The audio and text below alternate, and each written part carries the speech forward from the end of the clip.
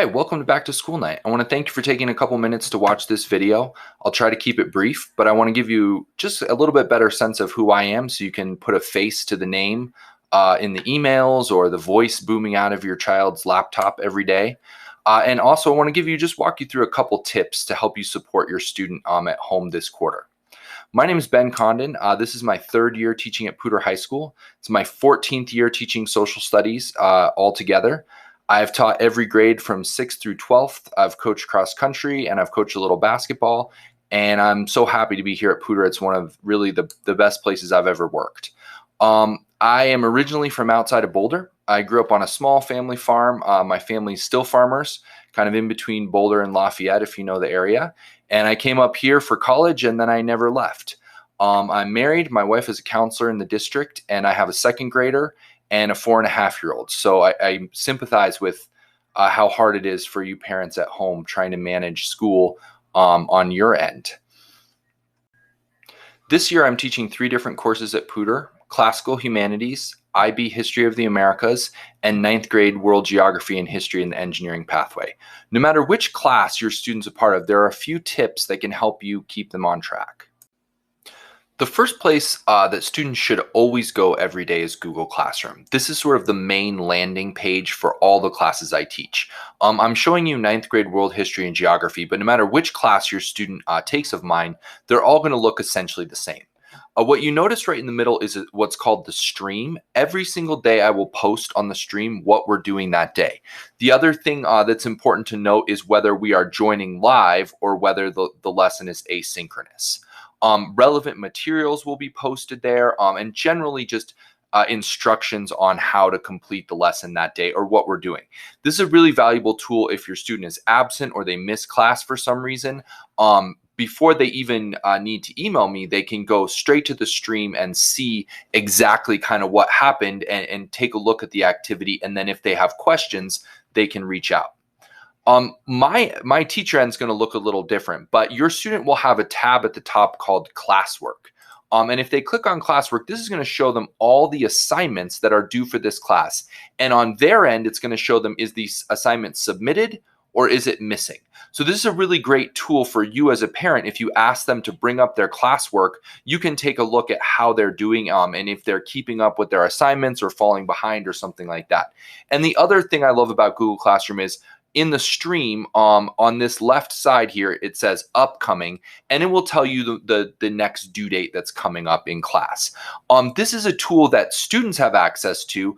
Parents do not have access to this full site, but as a parent, if you sign up to be a student's guardian, then you will receive weekly emails from Google Classroom explaining any missing assignments, what's upcoming, and just general kind of announcements like that. If you I tried to get everyone invited as guardians, but if the email address I had for you was incorrect and you did not receive an invitation, please fill out the form on my launch page, and I will have you added as a guardian so that you can receive those emails. Every Friday, I will post a schedule for the upcoming week on the Google Classroom stream.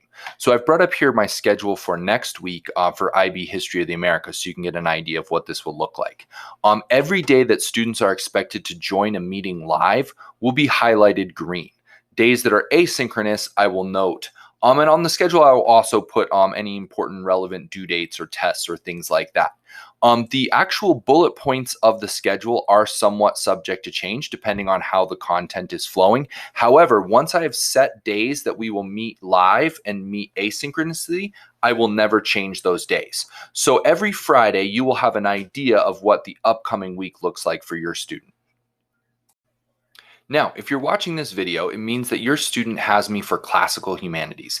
And typically one of the things I use Back to School Night for is just to explain what the heck this class is, because even students sometimes see it on their schedule and don't fully know what to expect. So in Poudre School District, humanities are a graduation requirement, and every student around the district is required to pass a course in humanities. And those can look a lot of different ways depending on what your student is interested in.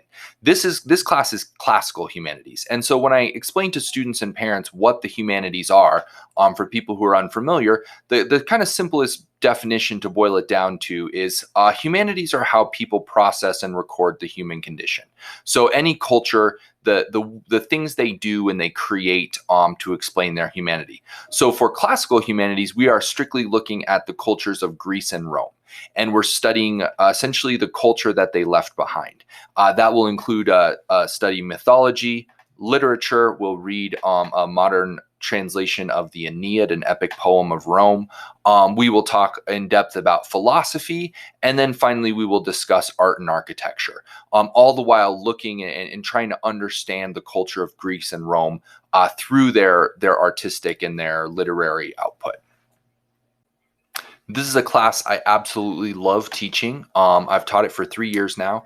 It's been a passion of mine for a long time, and I hope in the course of this class that we are able to really draw lines to the present. So while many kids join thinking this is strictly going to be about the Greeks and Romans, by the end of it, hopefully we look in a mirror of our own culture and see really how much of Greece and Rome has permeated into the 21st century and into American culture. I want to thank you for taking this time to watch this video, and I'm really looking forward to working with your student this quarter. As always, if you have any questions for me at any time, please email me and I will be happy to get back to you.